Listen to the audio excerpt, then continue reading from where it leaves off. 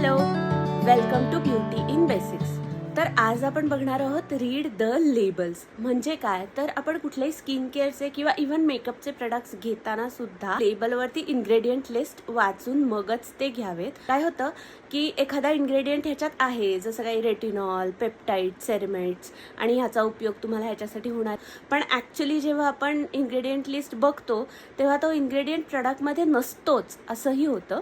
आणि दुसरं म्हणजे त्या प्रोडक्टचं किंवा त्या इन्ग्रेडियंटचं कॉन्सन्ट्रेशन प्रोडक्टमध्ये 0.0001% आहे असं होतं.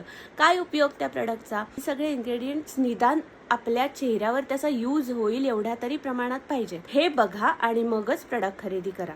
तर त्याच्यासाठी एक ट्रिक अशी आहे की जेव्हा लिस्ट लिहितात तर असं मॅन्डेटरी आहे की ज्याचं हायेस्ट कॉन्सन्ट्रेशन आहे किंवा सगळ्यात जास्त अमाऊंट ज्याची आहे त्याला सगळ्यात पहिलं इन्ग्रेडियंट, आणि मग जसं कमी कमी कॉन्सन्ट्रेशन होत जातं किंवा कमी कमी क्वांटिटी होत जाते तशी ती लिस्ट लिहितात. तर आपल्याला जो इन्ग्रेडियंट हवा आहे तो त्या अख्ख्या लिस्टमध्ये सगळ्यात शेवटी किंवा एकदम शेवटच्या इन्ग्रेडियंट्समध्ये असेल तर त्याचा उपयोग आपल्याला होणार आहे का हे एकदा बघा आणि मगच प्रोडक्ट्स घ्या. तर आणि खूप वेळेला काय होतं, केमिकल फ्री असं मस्त लिहितात. तर कुठले केमिकल्स हे हार्मफुल आहेत, आपण नाही आपल्या चेहऱ्यावर किंवा स्किनवर लावायला पाहिजेत हे बघा आणि खरंच ते इन्ग्रेडियंट्स त्या प्रोडक्टमध्ये नाहीत ना हे बघून घ्या.